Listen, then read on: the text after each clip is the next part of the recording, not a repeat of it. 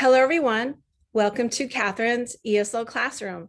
In today's lesson, we are going to learn a little bit more on idioms, but at the advanced level. So you can sound a little bit more like a native speaker. Do you want to learn some more? Let's get started.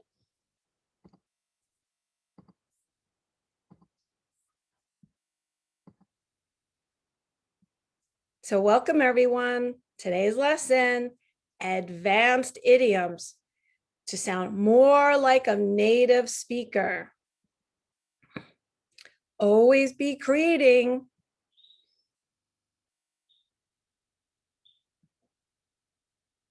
Water under the bridge. So what does water under the bridge mean? It means it's all in the past.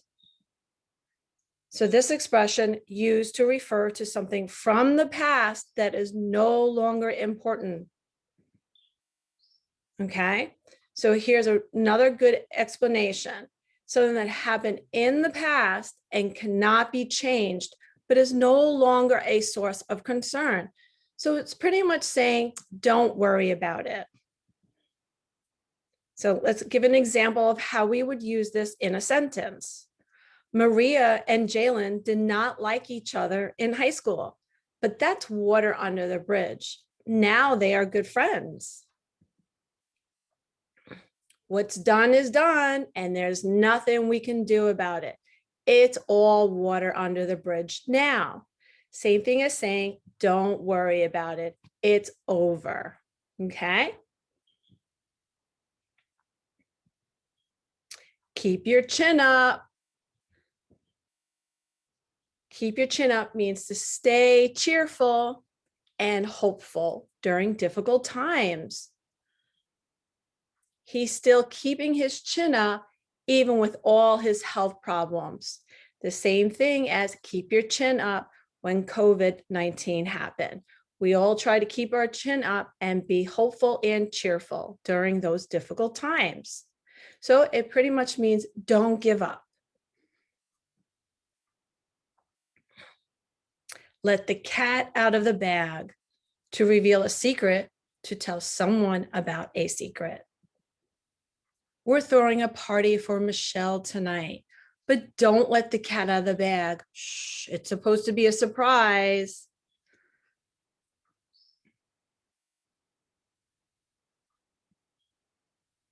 Hit the nail on the head.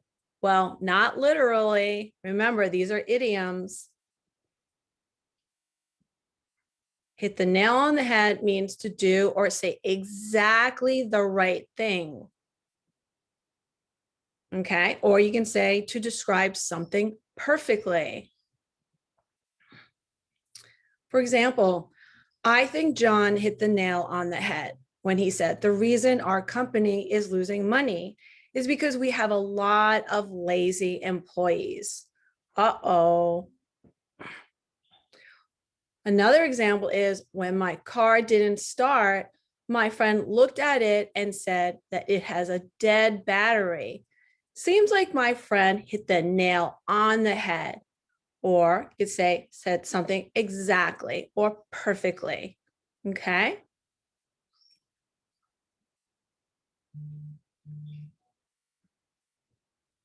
You can't judge a book by its cover. How many people do this? Okay. So when you can't judge a book by its cover, it means you can't tell what is someone like from their appearance. Okay. Or you can say you can't know what someone or something is like just by looking at them. For example, she doesn't look very intelligent, but you can't judge a book by its cover. Another example is she seems like a cold and hard person, but she is very warm and nice. You can't judge a book by its cover. So how many of you judge a book by its cover? Sometimes it's difficult to do or not to do. Don't bite off more than you can chew, meaning don't try to do more than you can do. Uh-oh. Biting off more than you can chew.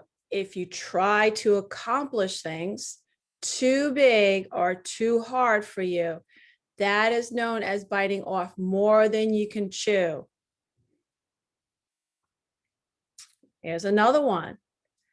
Doesn't mean taking a really big bite of food. It is trying to do more than you can do. You see this female here? She's trying to walk 6 dogs, all these leashes, all tangled up. Or does it mean the squirrel eating much more than he should be eating? Another example is, I think I bit off more than I can chew when I agreed to paint this house by myself. Okay, so do you have an example of don't bite off more than you can chew? Put it down in the comments.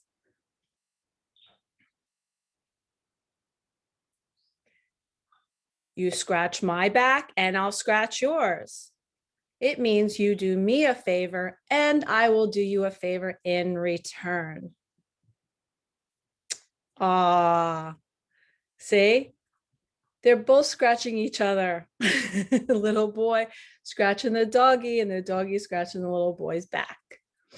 They're both itchy. Well, it could mean that literally, or way we say this is, if you lend me the money now, I'll use my friends to help you get the job you want. You scratch my back and I'll scratch yours. This is a pretty famous one. Put down in the comments a good example of what you think you scratch my back and I'll scratch yours means, and can you make a sentence out of it?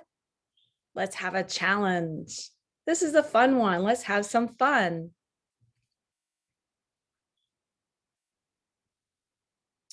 Add insult to injury. Uh-oh. To make a bad situation worse by doing something else bad. No, that's not nice.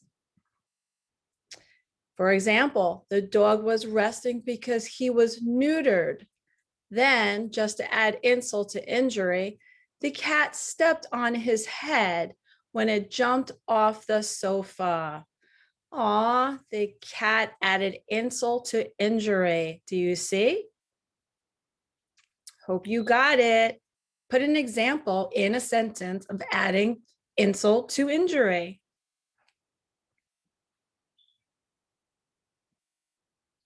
Once in a blue moon. Something that happens not very often or rarely. For example, with 3 kids to look after, I only get to go out once in a blue moon.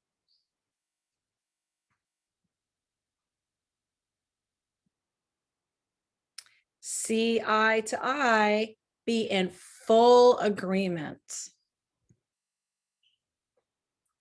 For example, if you see eye to eye for 2 people, they agree on things and they see things the same way. For example, maybe your best friend or a family member or someone you work with, a coworker. Here's another example. Amy and Bill did not see eye to eye on the new paint color. That means they did not agree. Another one is what you see here. Amy and Bill didn't see eye to eye on the new paint color. See, they're arguing. Okay, so if you see eye to eye, you agree. If you don't, you are not agreeing.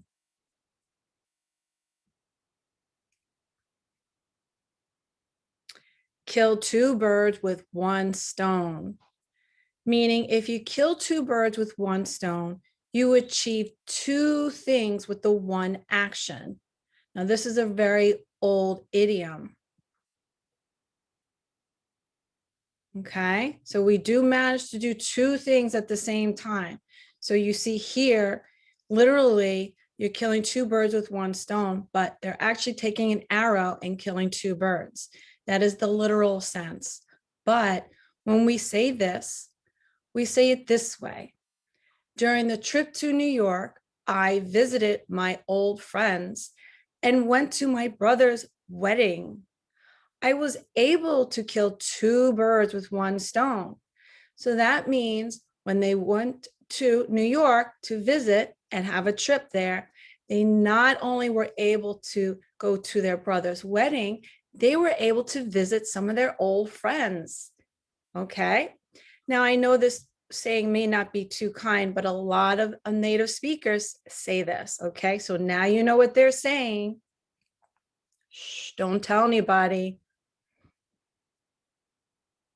See, kill two birds with one stone, but they're dancing here. So we say this in a positive way. Okay.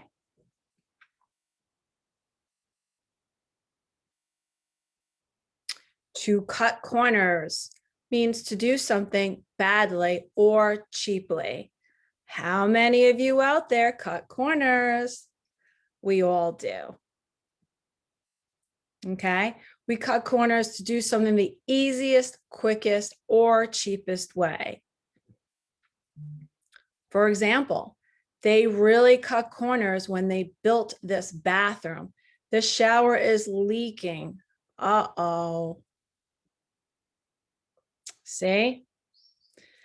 Leaking. Popeye is trying to stop the leak. This is a cartoon. How many of you know Popeye?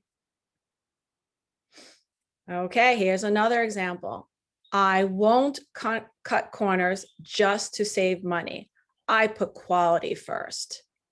That's typically what I do because I've learned my lesson to not cut corners. Because many times when you cut corners, you end up spending more money than you think.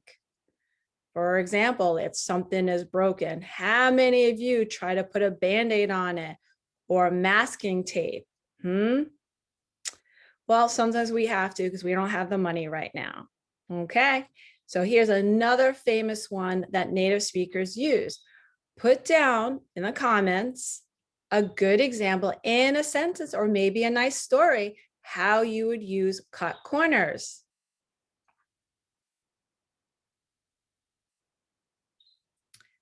Straw that broke the camel's back.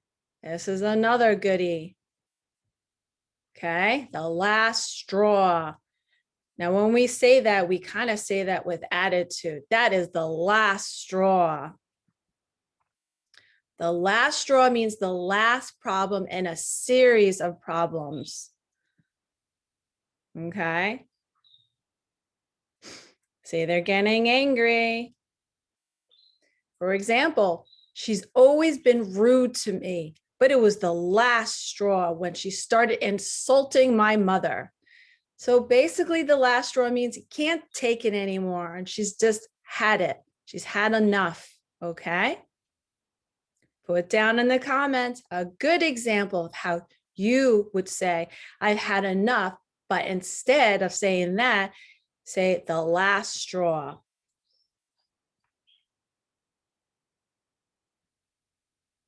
Take with a grain of salt.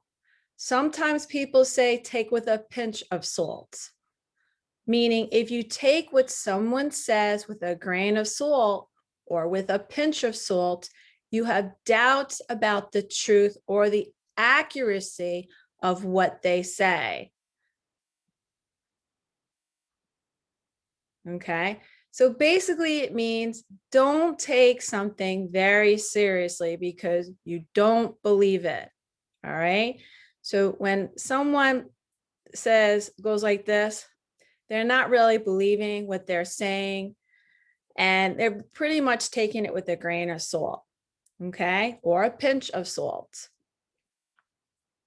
Some other good examples are newspapers don't always report the truth. So you have to take their stories with a pinch of salt or a grain of salt.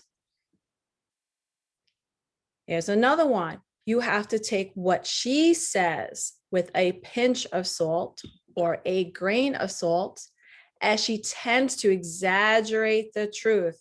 Remember Pinocchio? Here's another good example. I take everything she says with a grain of salt. She often tells lies. That's Pinocchio. Remember, they love to exaggerate or stretch the truth.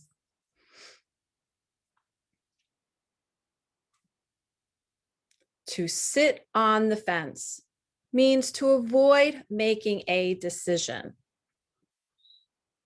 So if you sit on the fence, it's pretty much someone sitting on the fence that they don't take sides in an argument or they avoid making decisions. They just have a hard time making a decision. They're sitting on the fence. So they're kind of in the middle. They don't know what to do.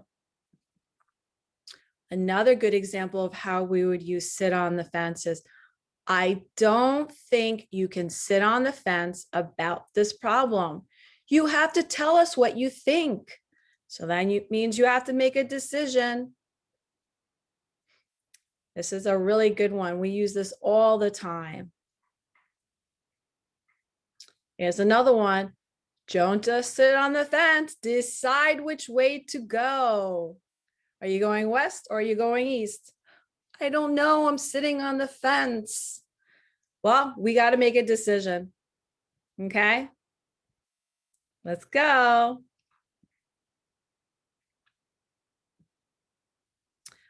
Best of both worlds. I love this one. The best of both worlds means to take all the advantages or all the opportunities of two different situations. For example, she works in the city and lives in the country, so she gets the best of both worlds. Isn't that beautiful? That's exciting to me. Here's another one. Bob was promoted from a customer service agent to a customer service manager, but he doesn't want any of the new responsibilities.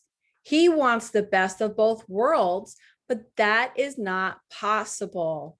Okay, this one is a little longer and it's a little trickier. So think about it. Bob was promoted from the customer service agent and then became the customer service manager. But he doesn't want any of the new responsibilities of being the manager. He wants the best of both worlds, okay? That means he doesn't want the new responsibilities of the manager, but he wants to get paid like a manager. He can't have the best of both worlds, okay? Give me an example of this one. We use this a lot. So just think about best of both worlds in these examples. It means you take advantages of all the different situations. What are times in your life that you were able to have the best of both worlds? Or maybe you didn't get the best of both worlds. You can use them in both examples.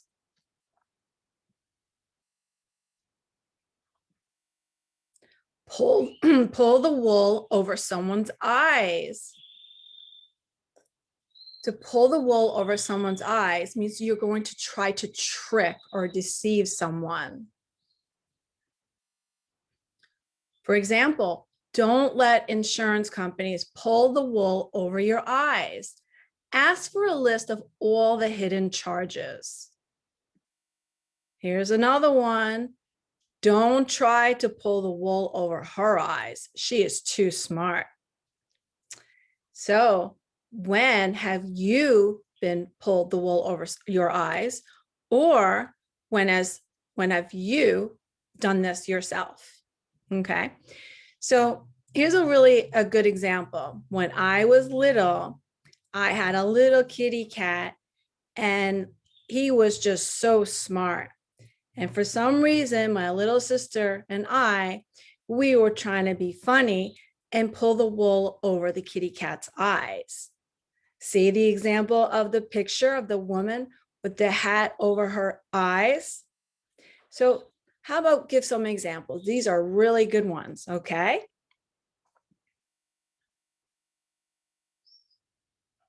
Well, speak of the devil, look who's home. Speak of the devil or talk of the devil. This is something we say when the person we're talking about appears. That means you're talking about them and then next thing you know, they enter through the door or they enter into the room. Here's a good example here. Jessica says, I heard Alex was going to go to California for a year. Lupe says, speak of the devil, that is Alex over there. Jessica says, hi, Alex, we were just talking about you. Uh-oh. But that was a good one. They weren't saying anything bad. They were saying something good. They were just saying that Alex was going to California for a year. But then next thing you know, Alex comes in and they were just talking about them. So you want to give me an example of an experience in your life where someone was speaking about you and you just entered the room? Or maybe you and someone else you were speaking to did this and you did this yourself. These are really good idioms here. Give someone the cold shoulder. This means to give, kind of ignoring them. You're ignoring someone or to behave unfriendly without any reason. You're kind of doing this. Look, they're very upset here. So when you give someone the cold shoulder, you're going to upset them. Here's an example. I wanted to talk with Monica, but she was giving me the cold shoulder. Do you know what is wrong? How many times have you given someone the cold shoulder? Or perhaps they've done it to you. Put this in an example in the comments.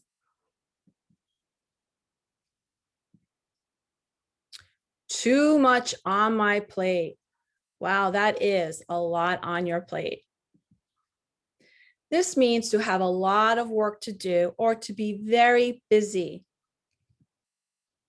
For example, I don't think I will be able to go to the party this Friday because I have a lot on my plate now. How many of you have too much on your plate? Thank you, everyone. I really hope you enjoyed this class on advanced idioms so you can sound a little bit more like an American native speaker. Well, until next time, bye.